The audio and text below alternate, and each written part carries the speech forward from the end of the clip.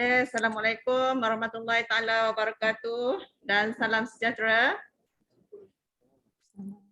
Yang dihormati TS Dr. Nur Hisham bin Jalani selaku Ketua Unit Komuniti, Khidmat Komuniti dan Sokongan Pekerjaan SES Etek Batu Pahat, Puan Nur Suaidah binti Ishak selaku Kaunselor Etek Batu Pahat, selaku moderator program webinar alumni, panel-panel alumni serta para pelajar yang dikasihi sekalian.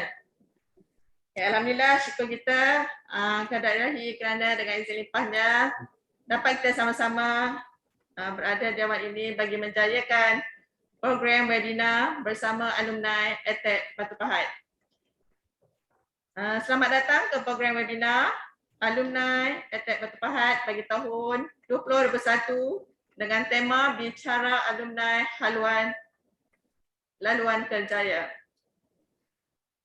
Selamat datang juga diucapkan kepada tetamu undangan kita merangkap panel alumni pada hari ini iaitu Encik Syariful Firdaus bin Muhammad Syarif, alumni daripada bahagian teknologi mekatronik, timpalan, dan TC Muhammad Zamani bin Mat Yusof, alumni bahagian teknologi mekatronik kerana sudi bersama kita untuk hari ini. Untuk makluman panel, peserta program kita adalah terdiri daripada pelajar semester 5 program Diploma Teknologi Perindustrian. Pelajar ini merupakan pelajar tahun akhir di Etek Batu Pahat. Untuk makluman hadirin semua, program ini bertujuan memberi maklumat kepada pelajar tahun akhir melalui perkongsian pengalaman serta tips-tips kejayaan alumni yang boleh membantu pelajar membuat persediaan sebelum ke alam kerjaya. Baiklah hadirin, tanpa membuang masa lagi, saya serahkan program kita ini kepada Puan Moderator kita, Puan Nur Suaidah binti Ishak merangkap Kaunselor Etek Batu Pahat untuk meneruskan sesi webinar. Dipersilakan. Okey, bismillahirrahmanirrahim. Assalamualaikum warahmatullahi wabarakatuh. Selamat pagi dan salam sejahtera semua. Terima kasih kepada pengacara majlis kita, Puan Elmi Yusnita, yang dihormati Dr. Nur Hisham bin Jalani dan barisan urus setia daripada SES Etek Batu Pahat dan pelajar-pelajar yang dikasihi sekalian serta wakil yang dijemput daripada alumni Etek Batu Pahat. Saya memperkenalkanlah sedikit. Yang pertama sekali adalah TC Encik Muhammad Zamani bin Mat Yusof. Beliau adalah pengurus Pusat Bertauliah Pelita Akademi, merupakan alumni Diploma Teknologi Mekatronik Etek Batu Pahat pada tahun 2003. Mungkin adik-adik ada yang belum lahir ke? Ada ke? Pada masa tu, ni memang otai-otai lama lah Okey, dan beliau juga sebelum menjadi pengurus Pusat Bertauliah Pelita Akademi pernah jugalah terjun dalam bidang industri dan sebagainya. Sebab itulah kita inginkan perkongsian beliau daripada sudut pengalaman dan sebagainya. Dan untuk alumni kedua kita, panel kedua kita adalah Encik Syariful Firdaus yang juga merupakan seorang alumni Etek Batu Pahat dalam Diploma Teknologi Timpalan pada tahun 2009. Pada tahun 2009. Okey, so beliau sekarang bekerja sebagai freelancer welding inspector di MTech Engineering. Dan sebelum ni pun banyak sangat pengalaman-pengalaman sebelum beliau sampailah ke perjalanan kerjaya yang sekarang. So banyak dia punya laluan liku-liku dan sebagainya yang akan kita dengarkan sebentar lagi. Jadi saya minta para pelajar kita jangan tidur, bagi fokus sebab perkongsian ni sangat-sangat bermakna sebenarnya sebab kamu semua akan melangkah ke alam kerjaya, akan meninggalkan Etek Batu Pahat tak lama lagi. Ibaratnya Etek Batu Pahat ni adalah sebuah sungai, satu sungai untuk anda semua. Bila masuk ke alam kerjaya akan ada terbentang sebuah lautan yang luas lah, yang sangat-sangat mencabar dan sebagainya. Jadi perkongsian ni kita ambil sedikit manfaat, fokus betul-betul untuk anda semua juga merancang kerjaya seterusnya lah. Okey, untuk sesi pengenalan kita, saya mintalah Encik Zamani dulu untuk sedikit memperkenalkan diri bagi pengetahuan adik-adik sekalian. Silakan. Okay. Assalamualaikum dan selamat pagi semua. Yang saya hormati Dr. Nur Hisham bin Jalani selaku Ketua Jabatan Bahagian CHES, semua tenaga pengajar di ETEK Batu Pahat, dan yang paling saya sayangi adalah semua para pelajar, pelajar tahun akhir ETEK Batu Pahat, tak kira lah daripada mana-mana khusus. Di sini saya memperkenalkan diri saya lah. Saya Muhammad Zamani bin Mat Yusof, asal daripada Jengka, Pahang, ya, seorang anak peneroka, yang berada jauh di pedalaman Jerantut. Okey. Saya mula mencebur diri dalam bidang teknikal vocational bermula pada tahun 1999 selepas berlaku kegawatan ekonomi. Okey, di situlah titik tolak bagaimana saya boleh menceburkan diri dalam bidang teknikal. Salah satunya adalah sebab minat. Yang kedua adalah daripada keputusan SPM yang tidak berapa nak memerangsangkan, kerana saya berada di jauh-jauh di pendalaman, jadi banyak cabaran dalam mengharungi dunia pendidikan. Jadi satu tahap ke satu tahap tu sangat mencabarlah untuk diri saya. Okey. Saya pendek kata, saya dilahirkan oleh Kementerian Sumber Manusia. Itu yang saya boleh beritahu. Sangat terhutang budi kepada Kementerian Sumber Manusia. Kalau dulu Jabatan Tenaga Rakyat, masa mula-mula saya join tahun 1999 sebelum bertukar menjadi Tenaga Manusia. Di situlah titik tolak saya bangun dalam bidang teknikal ni lah. Ini secara ringkas lah tentang diri saya lah.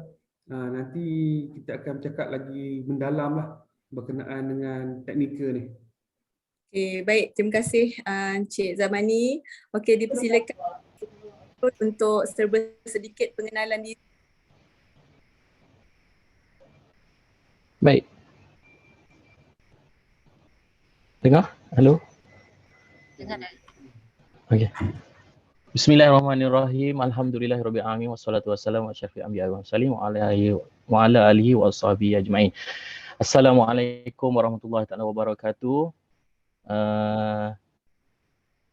Yang dihormati Cik Dr. Nur Hisham, panel TC Muhammad Zamani, Cik Shu Haida sebagai moderator kita hari ini, Puan Elmi, dan juga pelajar-pelajar yang saya kasihi sekalian lah.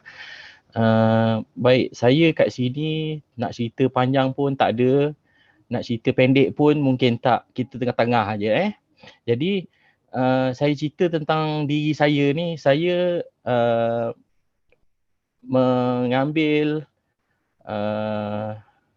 kata khusus di ETEK Batu Pahat sendiri dalam bidang teknologi kimpalan lah. Jadi saya memang lepasan ETEK Batu Pahat. Nak kata saya bangga, memang saya sangat bangga. Sangat-sangat bangga. Sebab apa saya cakap bangga? Sebab apa saya cakap bangga? Sebab saya mengharapkan dia orang ni dapat mengajar saya yang terbaik untuk saya. Saya keluar, saya boleh jadi seorang macam ni lah. Jadi saya tak hebat mana pun, tapi kita cuba memperhebatkan diri kita. Jadi sedikit sebanyak saya menerima pelajaran dalam bidang vocational ni pada tahun 2001 lah. Tahun 2001 saya masuk di Sekolah Teknik Bentong. Seterusnya saya habis Sekolah Teknik, saya bekerja sekejap. Selepas tu saya dapat masuk ILP di Kuantan. Memang waktu tu, bak kata Cik Zamani tadi, tahun tu adalah tahun Jabatan Tenaga Rakyat sebelum jadinya Jabatan Tenaga Manusia. Tahun 2003 minta maaf, 2003 saya habis di ILP Kuantan. Kemudian saya bekerja dulu. Selepas saya bekerja, saya masuk di Attack Batu Pahat. Dan bermulalah karier saya selepas pada tu. Itulah sedikit sebanyak tentang diri saya. Nanti kita akan cerita lebih panjang lagi. Okey, terima kasih atas pengenalan sedikit lah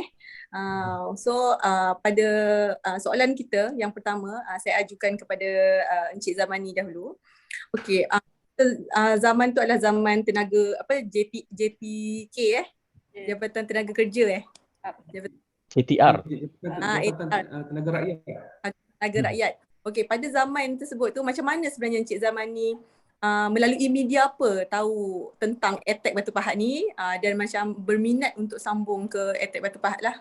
Macam mana mengenali Attack Batu Pahat ni? Mungkin masa tu peluang agak periklanan agak kurang kan, tak macam ada media sosial pada zaman sekarang. So macam mana boleh ada sambung belajar dekat Attack Batu Pahat ni?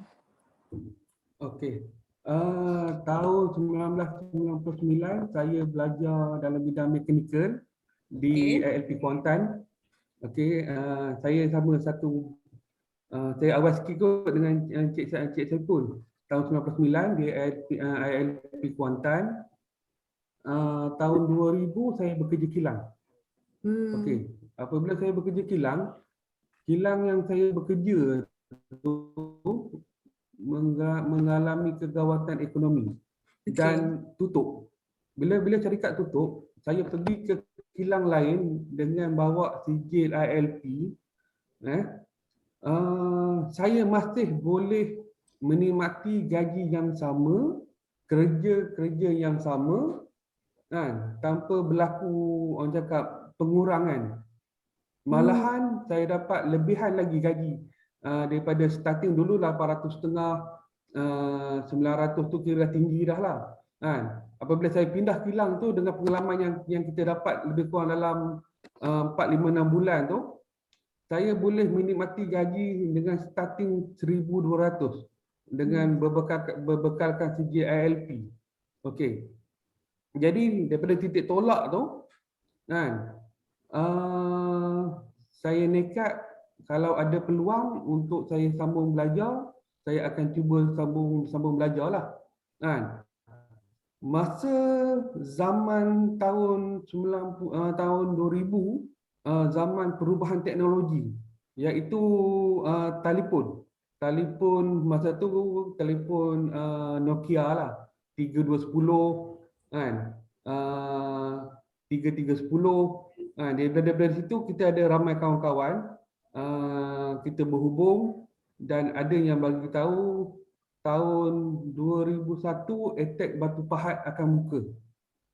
Attack Batu Pahat akan buka dan masa itulah saya kumpul duit bulan puasa saya datang interview.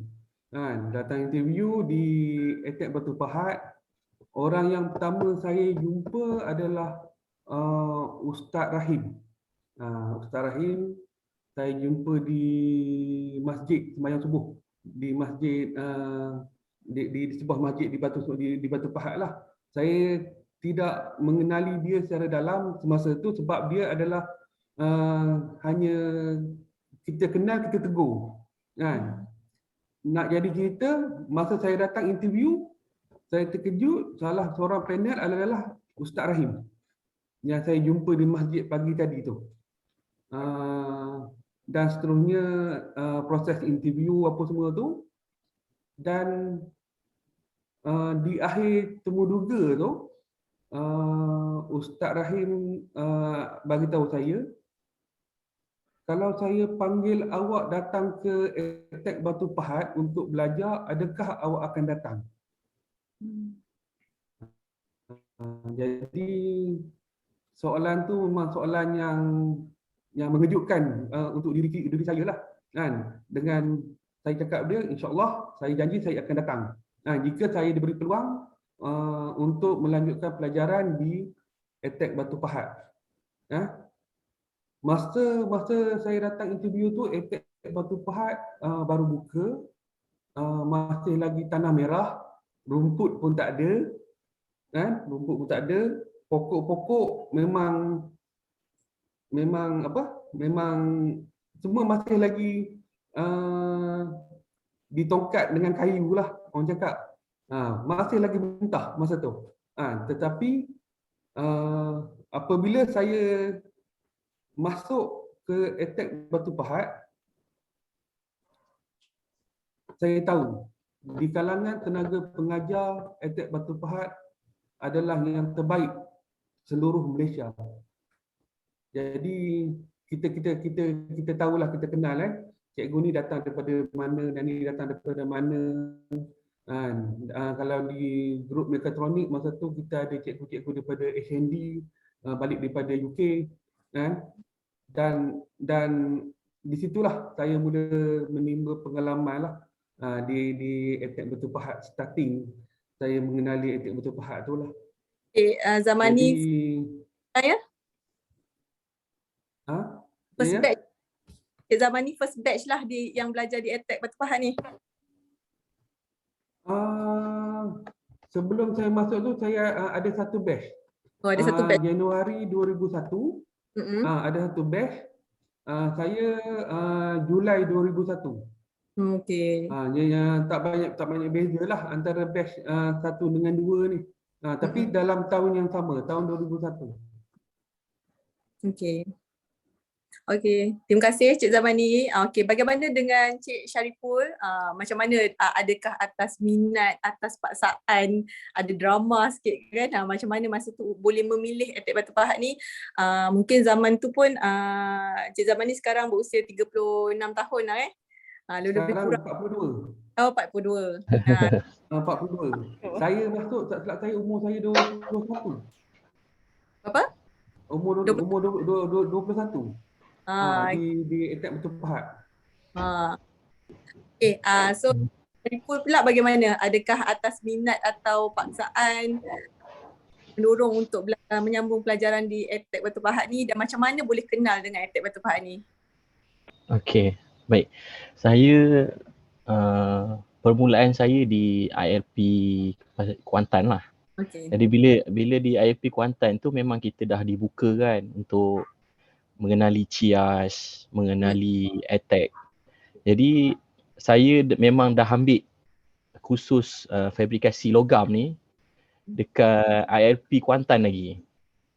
Jadi bila saya nak teruskan fabrikasi logam, kena ambil diploma NITP waktu tu di Kuantan juga, ILP Kuantan juga.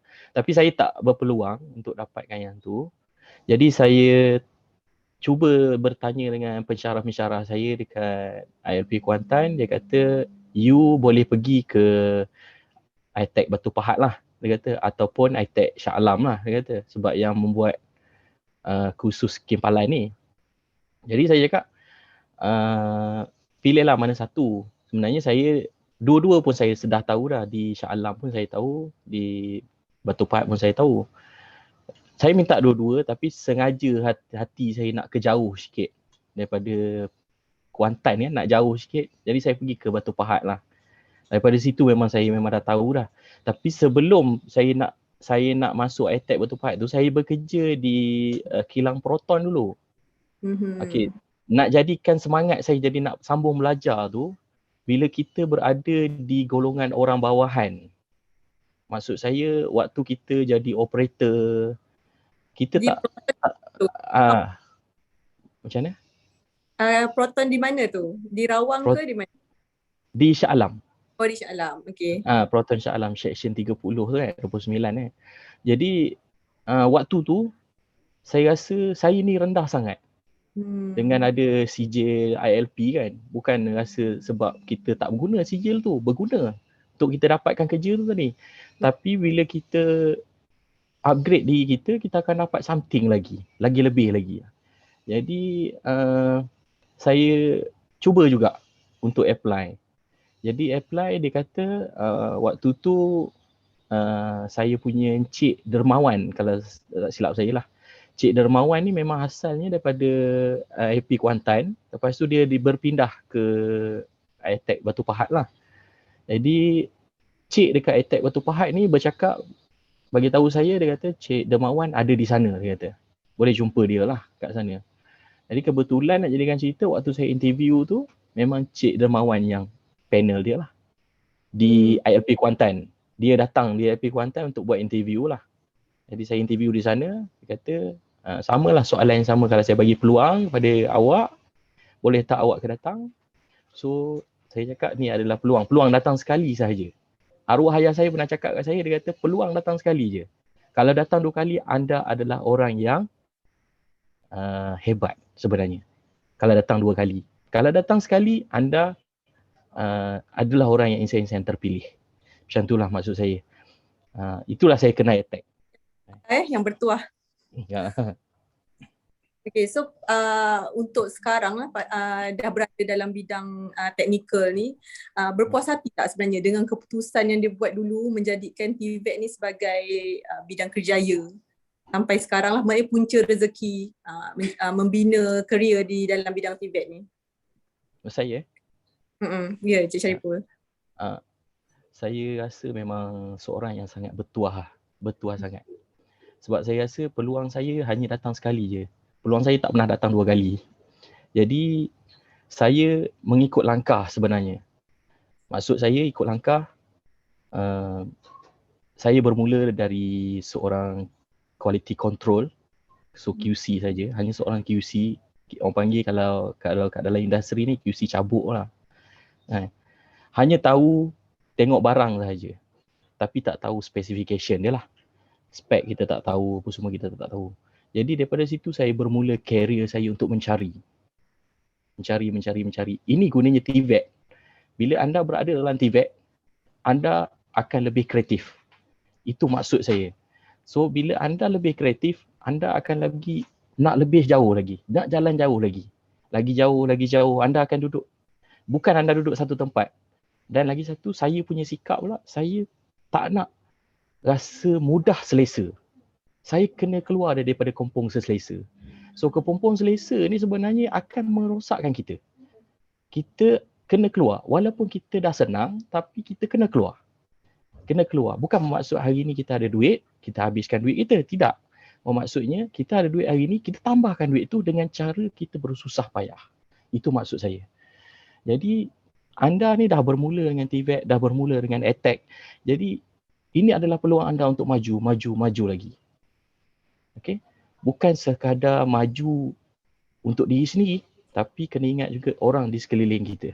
Maksud saya orang di sekeliling kita, contohnya company kita. Kita dah duduk satu company, kita kena fikir company kita berjaya ke tidak. Kalau company kita jatuh, kita akan jatuh. Kita kena ingat benda tu. Kalau hari ni kita naik, kita berharap company kita naik. Itu saya punya sikap. Saya punya cara saya sendirilah. Baik, itulah. Tapi pada Cik Syariful, masa zaman tu kan kurang popular lah TVET ni kan. Kurang popular lah. Ya, betul. Kurang pendedahan dan sebagainya lah pada apa, pada masyarakat dan sebagainya. Yelah orang memandang yang akademik lah bila masuk U tu. Masa tu rasa risau tak menceburi bidang TVET ni, takut nanti susah dapat kerja ke?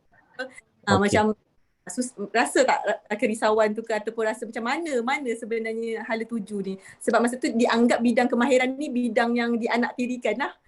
Kan? Ya, betul. Saya suka soalan ni. Sebab apa? Saya memang waktu tu memang saya tak pandai. Saya bukan orang yang cerdik. SPM saya pun out sebenarnya. Memang tak bagus pun. Jadi waktu tu memang keluarga saya sendiri pun saya rasa saya macam nak ke mana tak ada tempat lah, nak ke mana.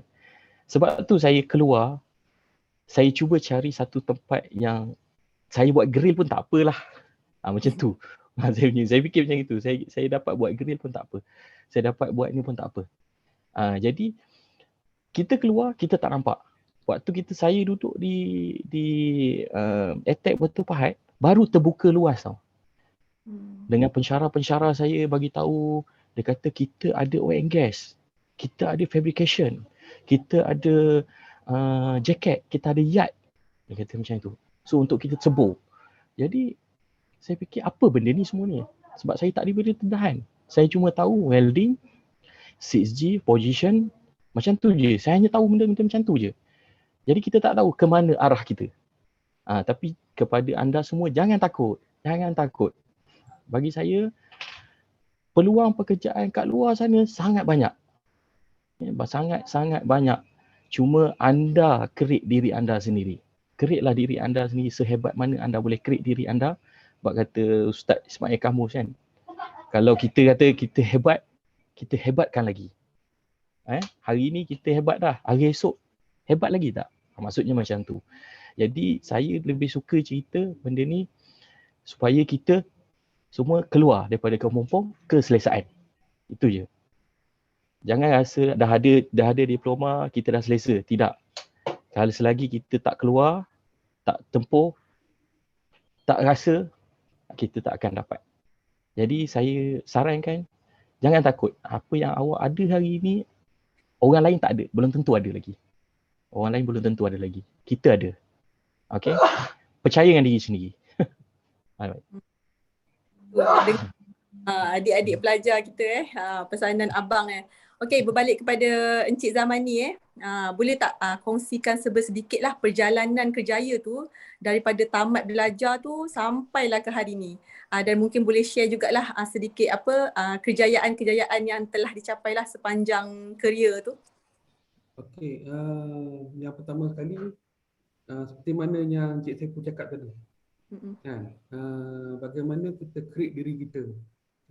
Sebenarnya apabila kita memiliki diploma tu adalah kita punya tiket. Kita punya tiket untuk melangkah lagi jauh ke hadapan.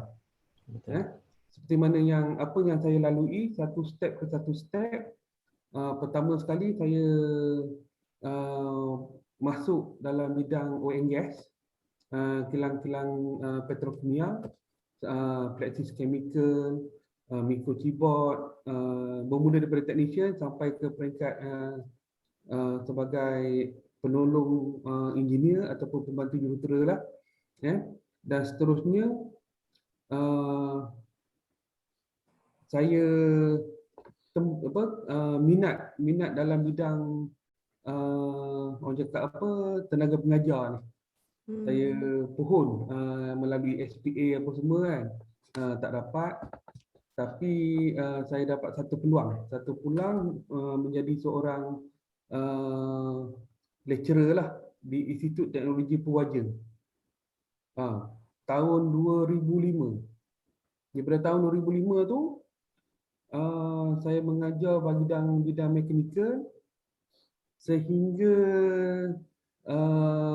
saya ditukarkan ke Department Instrumentation sebagai ketua jabatan, dan last penjawatan saya di Purwaja Steel, di Institut Teknologi Purwaja sebelum syarikat tutup. Saya memegang jawatan penolong pengetua.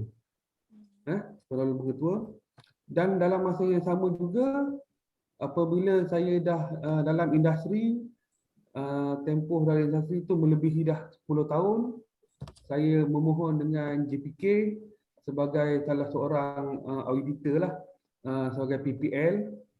Dan sekarang ni saya tak silap saya dah hampir dekat 10 tahun dah saya rasa saya jadi seorang PPL, melahirkan orang cakap ramai graduan, ramai pelajar, dan pada tahun 2014 saya join satu syarikat dalam syarikat training juga dalam bidang perkapalan, dan last sekarang ni saya adalah salah pengurus pusat bertauliah di Pelita Academy, sebuah syarikat ataupun kolej dalam bidang perkapalan yang mempunyai kelulusan daripada JPK sendiri, dan juga daripada IMO. IMO ni sebuah badan yang terletak di UK, memberi pengiktirafan kepada semua pelaut untuk berlayar untuk belayar di atas kapal, dan dia punya anugerah tu, sijil yang kita keluarkan ni hampir 179 buah negara mengiktiraf sijil daripada pelita akademik seluruh dunia lah, seluruh dunia. Jadi satu step tu kejayaan yang saya capai, yang sebenarnya kita jangan fed up. Kita kena terus melangkah satu step ke satu step, kan, mengikut orang cakap, macam Cik Saiful cakap tadi, peluang datang hanya sekali. Bila peluang datang tu jangan lepaskan, grab terus satu persatu, insya-Allah. Dan kita maintainkan kita punya prestasi kita. Jangan macam apa orang cakap tadi, kalau hari ini kita rasa kita hebat, esok kita pastikan kita lagi hebat pada semalam, supaya keadaan kita tu dalam prestasi semasa tu sentiasa maintain. Sebenarnya dalam bidang TVET ni, yang saya tengok sepanjang 20 tahun kebelakangan ni, ramai graduan daripada ATAC Batu Pahat yang ATAC keluarkan adalah sangat-sangat berkualiti. Saya jumpa 2-3 orang bekas-bekas pelajar-pelajar ATAC Batu yang mencapai kejayaan. Kita rasa bangga dari segi bukan dari segi kerjaya dia saja, dari segi attitude, dari segi dia punya penampilan. Saya jumpa ramai, memang ramai ATAC Batu Pahat. Dan saya pun ada niat nak datang ke ATAC Batu Pahat satu hari nanti, saja jalan-jalan, kan. Tapi sekarang ni masih sibuk lagi. InsyaAllah kalau ada rezeki saya akan turun. Banyak kenangan di ATAC Batu Pahat, melahirkan graduan yang apa, orang cakap yang hebat-hebat. Di situlah yang saya nampak lah. Dan kejayaan yang saya capai, saya yakin pelajar-pelajar yang ada sekarang ni pun boleh capai. Tetapi peluang tu jangan sia-siakan. Ada. Dari segi kerjaya tu kat luar tu, macam Saiful pun ada cakap tadi, memang banyak peluang dari segi kerjaya. Cuma bagaimana kita nak menempatkan diri kita dalam sektor-sektor industri tertentu. Itu yang kena ada satu guideline yang perlu pelajar-pelajar dapatkan berkenaan benda itulah. Itulah yang saya boleh share lah. Okay, so maknanya memang para pelajar ni pun kadang-kadang sebagai seorang kaunselor lah kat sini kan, memang nampaklah kadang diorang ni rasa kurang keyakinan diri dibandingkan dengan pelajar-pelajar universiti dan sebagainya. Tapi sebenarnya kalau di antara, okay, macam Institut ILJTM sendiri dalam Malaysia ada 32 buah kan. Bila saya bawa MPP, Majlis Perwakilan Pelajar ke ATAC dan IIP lain, masa tu memang nampak, maksudnya ATAC Batu Pahat sebenarnya perform. Walaupun bila mereka di kalangan mereka sendiri, mereka tak rasa mereka hebat. Tapi bila kita bawa diorang keluar, memang nampaklah sebenarnya diorang punya dari segi kematangan juga, dari segi buat decision, handle sesuatu perkara. Cuma bila berada dalam kelompok mereka tu, mereka tak dapat nak mencari potensi sebenar tu kan. Tapi saya banyak masa untuk adik-adik ni. Ya, silakan Cik Zamani. Dalam silibus pembelajaran yang saya tengok, saya kenal Tuan Haji Zaharuddin, orang yang mencetuskan core ability. Ada setengah pusat latihan dia memandang rendah dengan core ability. Sebenarnya core ability dalam silibus pembelajaran untuk support kita punya CJ Kemaran Malaysia kan sangat-sangat berguna dan sangat-sangat membentuk kepribadian pelajar-pelajar untuk capai tahap tahap prestasi yang minima dan mengikut kehendak syarikat. Yang tu memang saya salute lah. Saya jumpa sendiri Tuan Haji Zaharuddin. Dia dah bersara daripada kementerian. Tetapi silibus yang dibangunkan dalam core ability tu sangat-sangat orang cakap membantu pelajar-pelajar kita. Memang pada permulaan mereka akan berasa orang cakap rendah diri, takut. Tetapi apabila betul-betul diorang perform dalam industri, kalau kita letaklah sebaris dengan pusat latihan lain, sinar tu akan nampak jelas.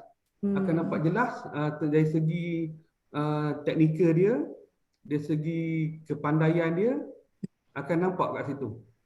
Dia macam pergi berperang lah kan. Macam sekarang ni dekat EdTech ni, perang ni tipu-tipu je dulu, training je dulu kan. Ya betul. Orang pun rasa macam boleh ke ni berhadapan dengan musuh dan sebagainya. Tapi bila-bila masuk dalam industri, dalam pertempuran yang sebenar tu sebenarnya masing-masing keluar taring lah kan. Ya, Masing-masing. betul. Sebab itu apabila diberi tanggungjawab, saya sendiri pun menjaga 3 buah kilang semasa di kalau kat Gebeng microchipboard, saya rasa Cik Saipul pun kenal syarikat microchipboard. Saya jaga kilang di Sembambu, di Gebeng dan di Kelipis. 3 buah kilang saya jaga di bawah calibration department semasa saya jadi penolong jurutera. Dan itulah kadang-kadang saya fikir-fikir balik, betul ke yang saya buat ni? Tapi apabila orang lain melihat, engkau mampu buat perkara yang mustahil. Itu yang kita tak perasan apa yang kita buat sebenarnya. Tetapi apabila kita buka balik sejarah, kita tengok balik, hebat juga rupanya. Macam tu. Cuma pada permulaan tu keyakinan tu kurang. Tapi insya-Allah jika dipupuk keyakinan kualiti tu akan jelas terlihatlah. Itu yang saya jumpa. Saya jumpa ramai pelajar-pelajar EdTech Batu Pahat. Tak kira bidang. Dari IT, pembuatan, kimpalan, ramai yang saya jumpa yang mencapai level yang ada yang pengurus, ada yang supervisor, yang berjaya. Yang berjaya. Ramai. Macam itulah yang saya boleh share dalam ni lah. Cuma keyakinan tu perlu ada pada diri sendiri. Dengar tu, para pelajar yang dengar, kena yakin diri, kena percaya diri dengan kebolehan diri sendiri, kena percaya. Sebab ni kita nak mempersiapkan diri ni, awak ni dah selangkah kaki ke alam kerjaya lah bagi pelajar semester 5 ni, tak lama lagi. Sebab bila LI tu pun dah dikira alam kerjaya lah, sebab kebanyakan ada juga yang bila LI tu dah terus bekerja, dah diambil bekerja dan sebagainya. Okey, Encik Syariful pula minta share sedikit lah selepas habis belajar tu, buat apa, macam mana laluan kerjaya tu sampai tahap sekarang. So kalau baca dia punya biodata tu memang panjang lah. Cik Syariful punya projek-projek kan, ada dengan Petronas, dengan Shell, dengan ke Sri Lanka punya company dan sebagainya. So mungkin ibu dapat pengalaman lah, sebab kamu semua pun mungkin akan jadi orang yang hebat satu hari nanti. Mungkin akan jadi mungkin lebih hebat daripada abang-abang yang sekarang ni, kan. So insya-Allah benda ni sangat-sangat berguna sebagai persediaan mental dan fizikal korang juga. Okey, persilakan Cik Syariful. Baik. Terima kasih. Saya habis sahaja saya di EdTech Batu Pahat. saya terus minta kerja di AMC Gebeng. So AMC Gebeng ni dia buat fabrication lah untuk bahagian coolers semua lah. Jadi waktu tu saya memang bekerja, atas saya ni adalah orang Myanmar. So QC engineer saya ni orang Myanmar. Jadi dia banyak tunjuk ajar saya lah daripada segi macam mana kita nak request, macam mana kita nak jalankan kerja satu benda ni. Jadi kita jangan malu. Walaupun dia orang asing, kita tetap terima apa yang dia ajar. So bab kata member saya cakap, dia kata jangan buat apa yang cikgu buat, tapi dengar apa yang cikgu cakap. Dia cakap macam itu. Jadi banyak benda tu kita boleh istilahkan lagi, boleh pusingkan lagi kan. Jadi macam saya ni, saya bermula dengan gaji RM800 dengan penuh dengan kemakian, dimaki oleh orang ni kan. Jadi kita jangan beranggapan maki tu untuk orang nak downkan kita. Tidak. Jangan berfikiran macam itu. Kita kena sentiasa fikir hari ni dia maki, hari esok aku nak maki lagi. Okay? Kena cakap macam itu dalam hati sebab apa? Sebab saya masih kurang dalam pembelajaran lah. Setiap makna, apa yang kita dapat dekat dalam attack adalah basic. Percayalah cakap saya, itu adalah basic. Encik-encik awak akan cerita tentang basics. Semua basics. Bila awak masuk dekat dalam tu, dia akan cerita lebih dalam. Dalam lagi. Tapi sekarang ni perisai awak dah ada. Okay? Memang perisai dah ada. Lepas tu saya terus ke company, nama company tu Desa Nikmat. So di Stonehaven, Westport. Di Westport lah. Kelang lah, di Kelang. Jangan ingat Westport ni lah. Kelang. So saya buat tangki storage tank waktu tu. Dan waktu tu saya seorang je QC dia. Dalam masa yang sama saya berfikiran balik semula, saya rasa QC saya tak berapa hebat waktu tu sebab baru sahaja habis di AMC. AMC pun saya tak lama, sekejap je. Sebab saya dapat lagi best offer lah. So saya pindah lah. Pindah saya buat storage tank. Biasalah tu dengan panas, dengan pressure kerja tak siap, pressure kerja yang datang tiba-tiba klien marah kita apa semua. So jangan jadikan dia sebagai bebanan. Jadikan dia saya suka kerja saya. Saya suka kerja saya. Sehari-hari kena cakap macam tu. Kena bagi tahu dalam diri kita ni supaya kita sentiasa suka dengan kerja kita. Bila kita suka tu Encik Syariful menghantar resume ke mana-mana ataupun ditawarkan? Macam mana? Okey. Saya memang hantar resume saya. Sebelum saya hantar banyak mencari peluang-peluang lain lah yang lebih baik lah. Ya. Tu dengar tu korang. Kena buat tu nanti. So resume saya ni bukan di satu tempat sahaja. Tidak. Maksudnya saya akan bila saya update saya akan hantar. Update lagi saya hantar. Saya update saya hantar. Maksudnya hantar mana yang panggil the best offer saya akan pergilah. Saya akan pergi. Lepas tu dan satu lagi kita akan tengok dia punya capability company tu lah. Macam mana company tu okey ke, tak okey ke. Kita pun takut juga nak masuk satu tempat yang tak okey kan. Sebab kita ni tahan maki. Kita cakap kita tahan maki. Kita kata. Tapi kita bila masuk kita kena. Kena teruk sangat. Maki kena, duit tak dapat. Macam tu lah cerita dia. Tapi jangan takut. Tempuh. Kena tempuh. Kita sebagai orang Malaysia ni takut nak tempuh, jangan jadi orang Malaysia. Kita jadi orang lain. Sebabnya kita kena jadi orang Myanmar. Orang Myanmar ni sanggup tempuh. Dia duduk dekat Malaysia, kita tempuh. Macam-macam kita tempuh. Kan? Jadi saya dekat sini saya cerita based pada saya punya pengalaman. Sebab hari ni kita duduk dekat dalam industri, kita tak akan dapat bayaran dah besar dah sekarang ni. Sebab apa? Sebab kita berlawan dengan banyak lagi industri-industri. Bila kita berlawan, maksudnya kita berlawan tu, industri lain pun ada. Industri ni pun ada. So masuk orang dah ramai. MFI ada, Attack ada. Okay, semua kita berlawan sekarang ni. Jadi untuk menjaga kita punya capability kita, kita nak jaga kita punya kehebatan kita, kita kena hebatkan diri kita. Jadi kita kena jaga benda-benda tu, kita kena jaga. Macam mana kita nak jaga? Contohnya membaca. Bagi saya lah, saya nampak saya membaca kan. Lepas tu praktikal, berkira kan. Macam selalu berlatih diri sini, kita akan jadi hebat. Jadi saya nampak daripada sudut saya punya pengeluaran saya ni, saya cakap saya banyak cari juga. Bukan kita berpandukan base pada satu sahaja. Bukan base pada cikgu dah ajar semua kita dapat. Tak. Itu bukan macam itu.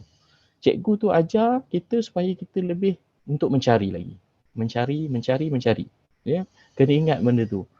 Dan jangan cepat jemu. Tu je saya cakap kan. Jemu. Kalau anda jemu, anda akan rasa fed up.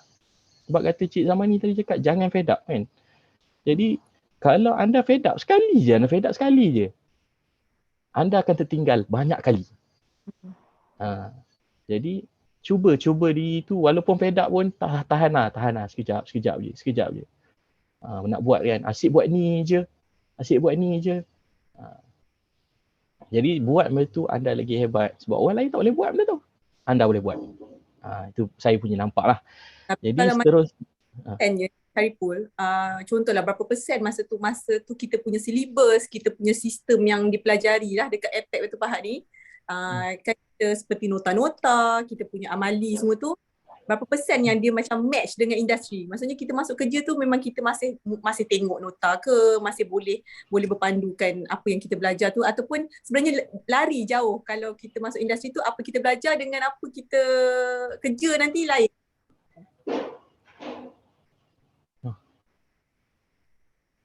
Okay. Hello.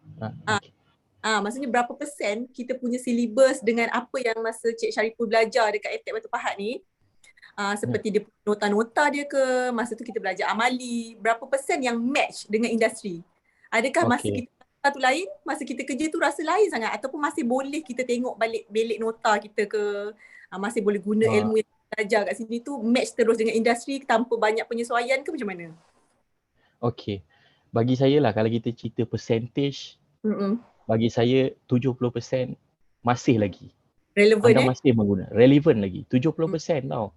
30% anda kena cari. Sebab apa saya cakap macam itu?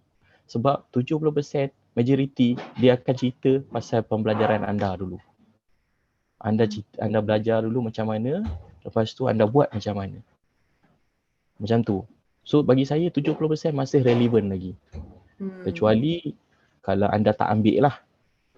Sampai hari ni ada satu kawan saya yang saya cerita satu kawan saya dia cakap kenapa pelajar-pelajar dekat Malaysia yang keluar daripada industri maksud saya macam TVET ni lah. TVET kemahiran. Kenapa pelajar kita daripada bidang-bidang kemahiran ini tak disediakan dengan sertifikat profesional, dia kata. Jadi dia kupas lagi, dia kata. Kenapa? Sebab kita belajar di EdTech Batu Pahat ni selama 2 tahun.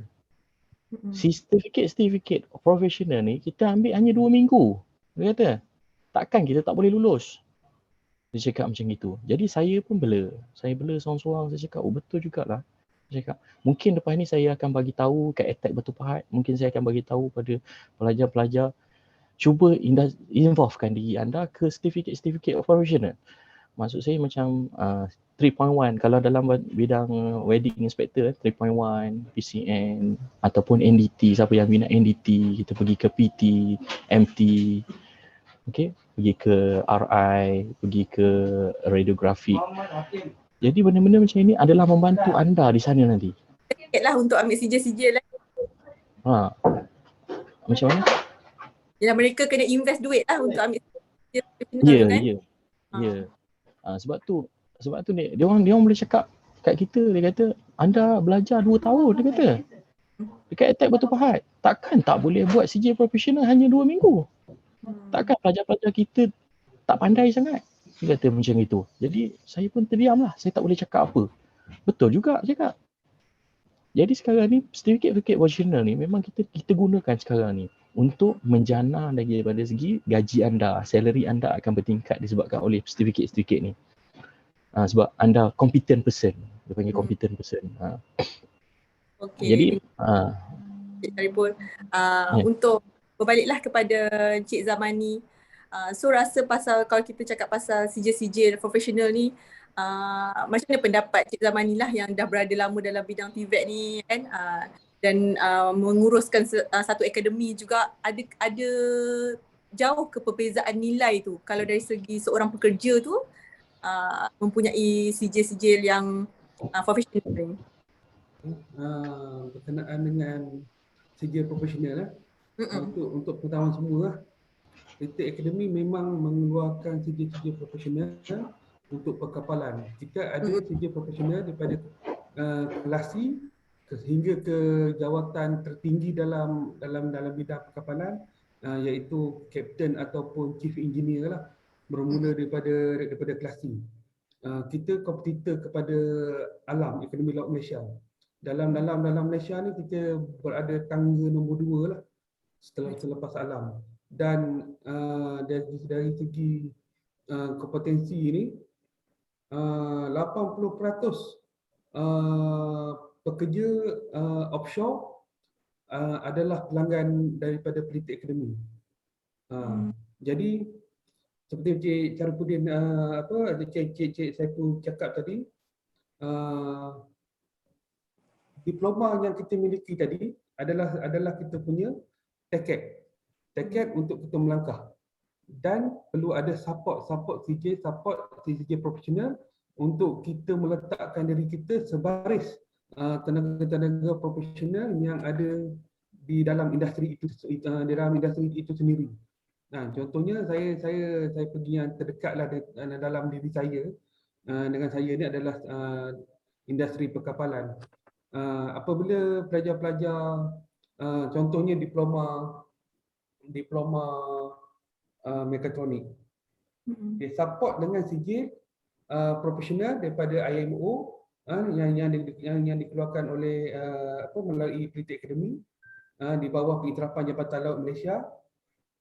Mereka layak bekerja di atas sebuah kapal, memegang jawatan sebagai ETR ataupun ETO, Electro Technical Rating ataupun Electro Technical Officer di atas kapal.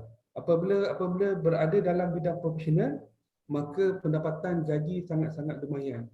Dan bergantung pula pertukaran currency duit Malaysia ataupun duit dolar USD, maka nilai gaji bulanan tu kalau kita bercakap tu biasa saya jumpa gaji yang 15,000, 10,000 tu dalam tangan lah. Dan sekarang ni pun semasa MCO baru ni pun queue masa menunggu untuk training yang ada dalam senarai kita orang pun ada hampir 1,000 pelaut yang perlu renew cert untuk diorang kembali ke dalam industri ya, untuk belayar lah. Jadi sijil-sijil kompetensi ini sangat-sangat penting untuk support untuk melonjak naik nilai kita punya diploma kita tadi. So, kita tengok bidang juga. Spend duit untuk dapatkan sijil profesional ni. Sijil profesional ni tak mahal. Dalam 2,000, 1,500, ada yang 1,000. Paling minimal pun dalam RM500. Tapi mengikut kesesuaian lah. Okey, contoh tadi kalau dalam bidang welding, kita banyak boleh dapat di NIOSH ataupun tengoklah pusat-pusat latihan teknikal yang boleh support kita punya kelulusan tadi. InsyaAllah saya yakin pelajar-pelajar yang akan grade akan datang ni boleh melihat, boleh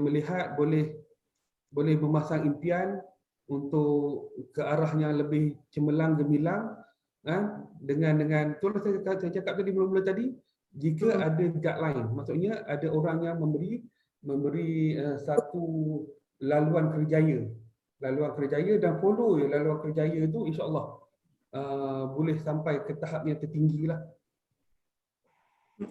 So kalau macam untuk sekarang ni Cik Zaman ni, beza sekarang ni zaman budak-budak generasi Z katanya kan, Y, Z ni yang agak dia bukan tak tough, dia macam manja sikit lah dia tak selasak zaman-zaman orang lahir 70-an, 80-an apa agaknya cabaran-cabaran yang bakal ditempuh oleh graduan baru ni sebenarnya? Masa dia orang di awal fasa kejaya ni, cabaran yang pertama, tutup telefon dalam masa seminggu. Jangan buka telefon. Itu cabaran yang pertama lah. Cik Zaman ni, handphone melekat dekat tangan. Itu cabaran yang pertama. Telefon letak tepi dulu. Sama juga semasa kita bekerja. Kita tengok dalam bidang kita, bidang yang kita ceburi lah. Ada yang memerlukan telefon, ada yang tidak memerlukan telefon. Tetapi untuk generasi sekarang ni, perkara yang pertama adalah cuba hidup tanpa telefon.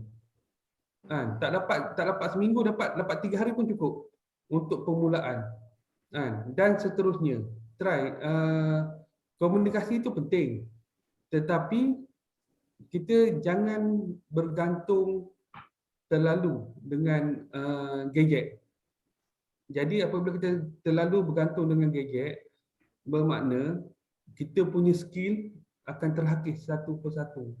Dia akan tertinggal ke belakang. Yang tu yang saya takutlah. Saya takut. Tapi kalau dia duduk dalam bidang IT, yang tu memang lain sikit lah. Itu lain lah. Tetapi macam Cik Saiful tadi, macam tengah duk welding, duk pegang telefon sebelah, tak jadi tu. Contohnya macam tu lah. Yang tu yang kita lah, macam saya selalu bercakap dengan kita punya pelajar-pelajar kita, dekat tengah laut memang tak ada rangkaian, melainkan sistem daripada satellite, daripada langit lah, di tengah laut. Okey. Jadi diorang memang letak tepi, telefon ni letak tepi apabila sampai ke port saja akan guna. Yang lain diorang membiasakan diri tanpa ada gadget. Jadi dari segi prestasi kerja, saya ingat lagi hebatlah. Itu yang saya boleh bagi tahulah kepada adik-adik. Cabaran untuk yang pertama adalah cuba tinggalkan gadget. Sebentar cukup. Itu penting. Betul. 3 hari je. 3 hari ke seminggu cukup. Demam tu. So dengar tu semua. Maksudnya memang bukan senang nak senang, bukan susah nak susah. Jadi memang perlu ada pengorbanan. Kena berani untuk berkorban lah. Untuk kita korban, untuk kita lost something dan gain something. Sebab kadang-kadang generasi sekarang ni memang agak manja sikit lah. Macam kalau LI pun, sebagai kaunselor pun, diorang dah LI pun still lagi. Puan, patutnya hari ni saya cuti tapi cik tu suruh datang. Macam mana benda tu simple pun dia tanya kan. Macam manja lah. Macam dia rasa kita ni mak dia, kakak dia kan. Benda tu so dia kena ada satu sifat pengorbanan tu yang kegigihan tu kena besar sikit lah. Jangan manja sebab sekarang ni semua ibu bapa yang support, ibu bapa yang supply. Zaman 70-an, 80-an kita semua susah kan. Kita semua semua sendiri survive dah sebenarnya sebab kalau nak minta mak ayah bantu pun mak ayah tak berapa pandai. Macam diorang sekarang mak ayah yang isikan borang, mak ayah yang settlekan everything. So agak ni kat situlah. Okay, so untuk Encik Syariful, agaknya macam penerimaan pihak industri ni terhadap graduan TVET terutamanya daripada EdTech Batu Pahat dah. Ada banyak syarif Batu Pahat, pandangan mereka tu tinggilah pada keluaran ni. Putus-putus. Dengar tak? Okey. Okay. So maksudnya bagaimana penerimaan industri kepada graduan EdTech Batu Pahat ni sebenarnya? Adakah mereka kenal EdTech Batu Pahat ni? Adakah mereka rasa macam berkualiti daripada EdTech Batu Pahat ni? Sebab kalau dulu sebab macam saya pun daripada bidang akademik, bila masuk kerja di JTM ni, bila cakap kerja kat mana EdTech, ada juga EdTech tu hilang ke? Ada juga orang tak kenal kan, bunyi nama dia hilang ke kan. So kalau dari segi industri, adakah di mata industri tu penerimaan mereka terhadap keluaran EdTech Batu Pahat ni? Okey. Saya waktu saya keluar EdTech mula-mula dulu, tanya memang orang tak kenal. Memang tak kenal. Jadi masalah juga untuk saya kan. Belajar Betul kat mana tak? dulu bang? Belajar mana kan? EdTech. Kat mana EdTech? Dia tanya saya balik kan. Jadi saya pun tak tahu ke EdTech kan. Jadi untuk sekarang, situasi sekarang, orang dah kenal. Bagi saya orang dah kenal. Dah jadi tak ada masalah dah. Okey. Dan awak kena terima kasih juga dekat generasi-generasi awal dulu. Contohnya pengajar-pengajar yang awal dulu dah membina benda ni sampai Betul. orang kenal kat industri. Okey. Sekarang ni cakap mana? Oh, kat EdTech. EdTech Batu Pahat dia terus dia cakap macam tu. EdTech Batu Pahat Oh, saya pernah kena reject dulu tau. Dia kata, reject? Dia cakap macam gitulah. Jadi kita bila kita bercerita, kita level kita dah sama macam orang lain. Yang keluaran-keluaran MFI, kita dah duduk seiring dengan dia. Bagi saya dah tak ada masalah. Saya berjumpa dengan orang MFI, BMI, saya tak masalah. Ini ikhlas daripada hati saya cerita betul kan. Kita tak ada masalah. Saya lepas sign EdTech, saya bercakap hari ni. Jadi hari ni saya bagi tahu kita tak ada masalah. Memang kita jangan takut. Sama je. Banyak company-company yang mencari kan pekerja-pekerja. Contoh dia kata, saya nak welder, dia kata. Kau pergi duduk pintu MFI, dia kata. Duduk pintu MFI, ambil budak-budak kerja dengan kau. Dia kata macam tu. Sekarang ni dia orang dah bunyi, kau duduk depan pintu EdTech. Pergi letak dengan cik dia. So maksudnya EdTech dah keluar pada mulut orang. Kita dah kenal. EdTech orang dah kenal kita. Kita dah tak kisahlah. Dulu orang cakap MFI. Kan, BMI macam tu lah. Bukan saya nak membolehkan dia orang. Dia orang hebat dia orang. Kita dah follow dia orang. Itu maksud dia. Jadi kehebatan dia orang pun ada pada dia. Kehebatan kita ada pada kita. Jadi kita memang dah seiring dengan dia. Bagi saya tak ada masalah. Memang tak ada masalah. Sangat-sangat tak ada masalah. Kalau pasal benda ni lah. Pengetahuan. So para pelajar pun kena menjagalah maksudnya orang-orang terdahulu dah membuka satu laluan mereka yang bersusah payah lah untuk menaikkan nama membuktikan dalam industri kualiti yang ada pada kita. So bagi generasi-generasi yang akan datang ni, janganlah nak mencemarkan kualiti tersebut. So benda-benda tu kita kena hargai lah sebenarnya. Okay, sebelum saya buka lah untuk soalan daripada pihak pelajar, soalan terakhir saya untuk Encik Zamani dan juga Encik Syariful lah. Encik Zamani dululah. Minta harapan sebagai seorang alumni EdTech Batu Pahat, apakah harapan kepada kita punya institut, terhadap pelajar dan sebagainya lah. Okay, sebelum saya pergi pada harapan tu, yang pertama sekali kepada semua pelajar-pelajar yang ada dan yang ada di Dewan dan juga yang dalam media sekarang ni. Yang pertama sekali jumpa cikgu-cikgu dan balik berumah nanti pun jumpa mak ayah. Yang pertama sekali minta restu. Minta restu mak kan.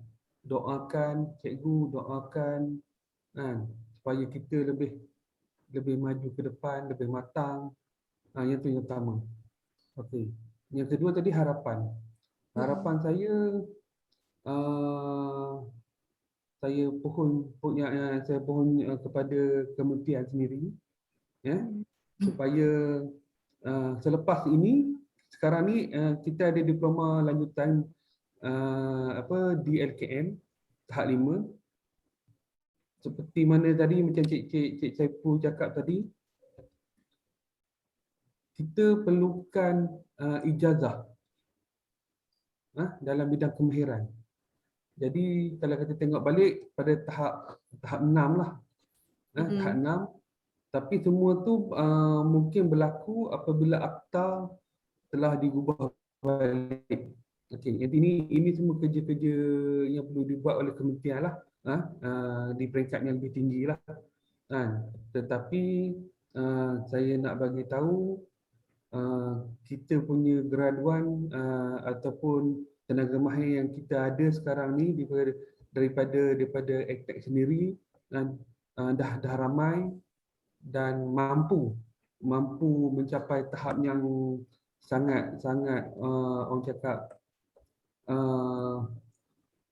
kita sendiri pun tak jangka, kan. Kita dulu macam Cik Saiful cakap tadi lah, MFI, GMI, kita takut dulu. Saya sendiri pun takut, kan.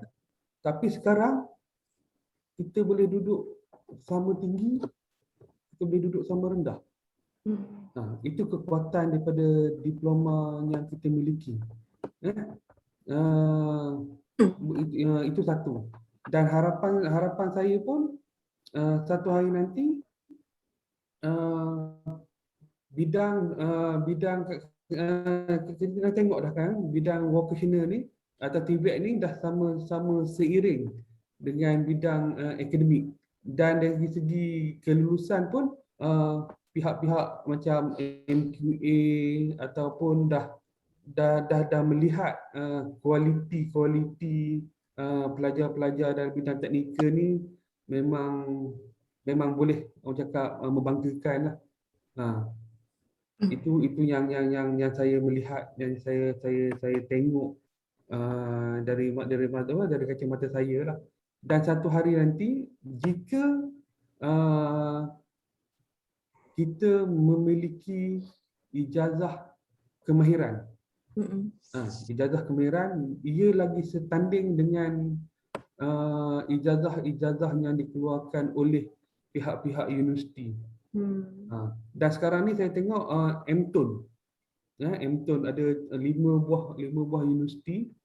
Kalau kita tengok pun dah mula ke arah teknikal,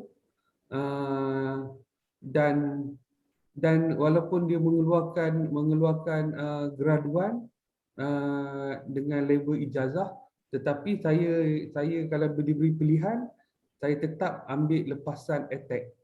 Saya tahu lepasan ACTEC mempunyai kualiti yang tidak jauh dengan lulusan daripada degree. Itu yang saya tengoklah. Tapi kalau sebut harapan saya sebenarnya dalam bidang teknikal ni sangat tinggi. Sangat tinggi. Saya nak melihat ijazah kemahiran. Sebab dalam bidang teknikal ni pun saya pun dah sampai tahap 5, dah tak ada nak pergi. Tak ada nak pergi ni. Tapi dalam diri kemahuan saya nak pergi lagi jauh.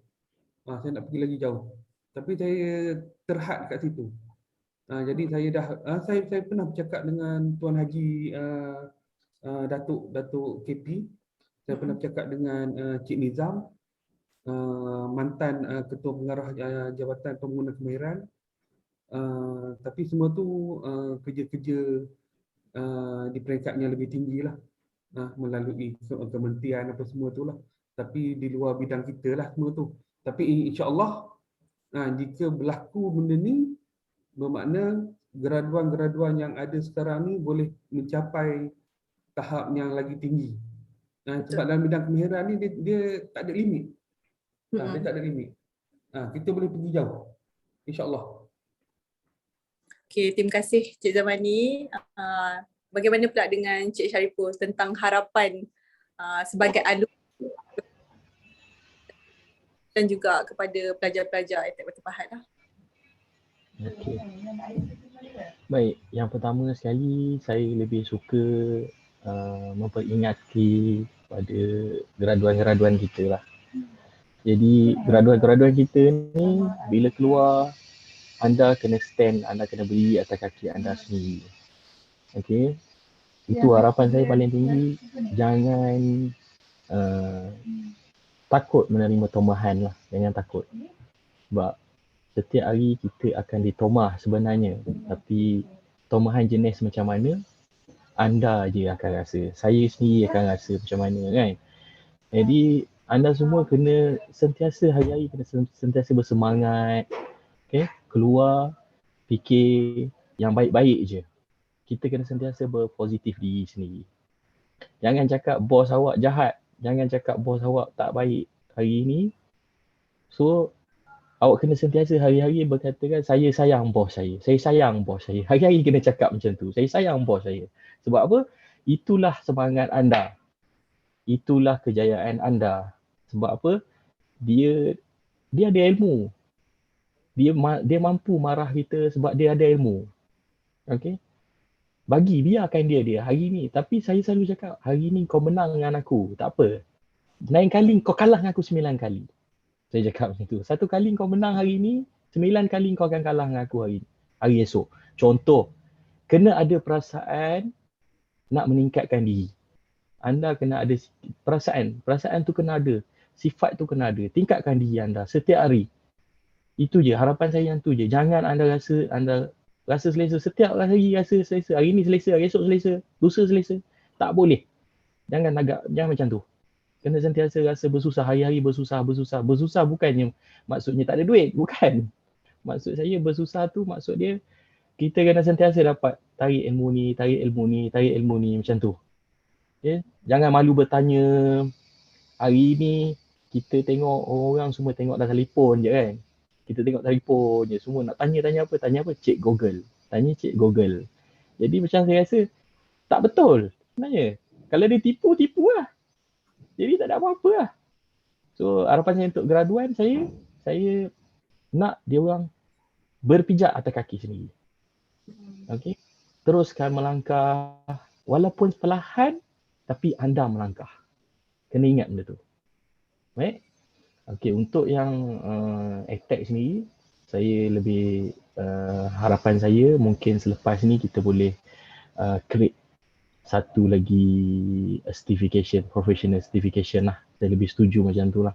Sebab saya bidang kekimpalan. Jadi banyak certificate yang diperlukan untuk kita masuk kerja. Jadi saya rasa mungkin kita boleh ketengahkan benda-benda macam ni, yang benda-benda baik ni kita kena tengah-tengahkan lah. Mungkin benda yang sangat kita tak perasan bila kita dah duduk kat tempat kerja. Bila kita nak buat, kita bukan competent person. Kita nak buat satu barang tu, kita tak boleh. Bukan sebab skill. Sekarang ni saya percaya budak pelajar-pelajar yang keluar teknologi kimpalan mesti boleh welding. Saya percaya. Tapi dia tak boleh buat NDT. Sebab apa? Sebab bukan competent person. Tu yang maksud saya macam tu. So tingkatkanlah diri pada graduan. Mungkin kita nanti boleh kita bagi idea-idea baru pada attack, pada TVET. Mungkin lepasan attack dengan TVET ni mungkin akan ada satu certificate professional. Bila dia keluar, certificate professional dah mendamping dengan dia. So company-company sekarang pun dia memang minta benda-benda macam itu untuk kita lebih jadi competent. So anda nak buat visual, contohnya welding, kita nak visual. Kalau kita tak ada competent person, kita tak boleh visual. Boleh kita tengok je lah. Tak boleh sign. Macam tu lah. Bila kita ada benda-benda macam tu, kita tak ada masalah. Kita keluar, kita boleh terus buat. Kita ada chop kita ada capability kita nak buat. Macam tu lah. Tu harapan saya yang paling tinggi lah. Okay, terima kasih diucapkan kepada kedua panel alumni kita, Encik Zamani dan juga kongsian yang sangat padat dan bermanfaat sebenarnya. Bukan senang kita nak dapat berkumpul pagi penuh berkah. Sebab segala ilmu ni kita tak kita tak cedok, susah benda tu sebab kalau macam bila dekat pengajar cakap kadang-kadang dia orang tak percaya ke apa kan. So ni sekarang ni adalah abang-abang yang dah pernah melalui pernah melalui perjalanan yang macam mana korang pernah lalui sekarang. Mereka dulu pun pernah berada di tempat kamu semua. So untuk berjaya ni jangan takut untuk berjuang. Macam Mbak kata, Encik Syarifah kata, berdiri atas kaki sendiri, jangan takut untuk berjuang. Ni kejayaan tu mungkin tak mudah tapi dia adalah tak mustahil.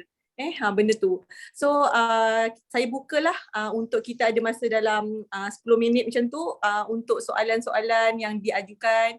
Jangan takut untuk bertanya, rugi kalau tak tanya abang-abang ni tanya je apa-apa pun, rugi kalau tak tanya. So saya bukalah peluang kepada beberapa orang pelajar untuk mengajukan soalan.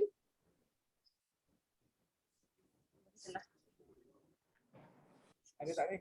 Ada soalan yang nak tanya boleh ke depannya. Jangan malu, jangan takut nak tanya. Tak kena bayar pun. Elektronik timbalan ada? Bagi elektronik timbalan, mana tahu nak tahu apa-apa, boleh tanya. Ya. Tak ada lepas ni. Share slide lah. Ada slide sikit. Ada?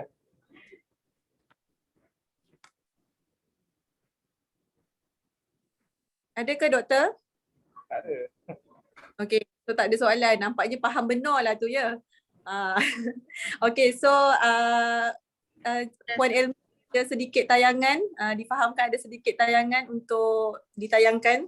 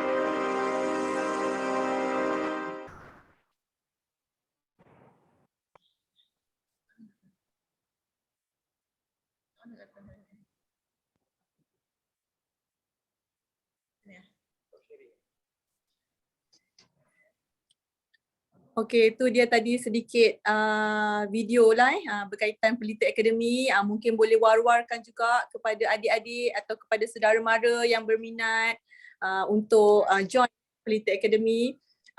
So saya Sebelum berakhir ni saya minta maaf jika ada salah silap daripada pihak kami ETEK Batu Pahat dalam menganjurkan webinar hari ini.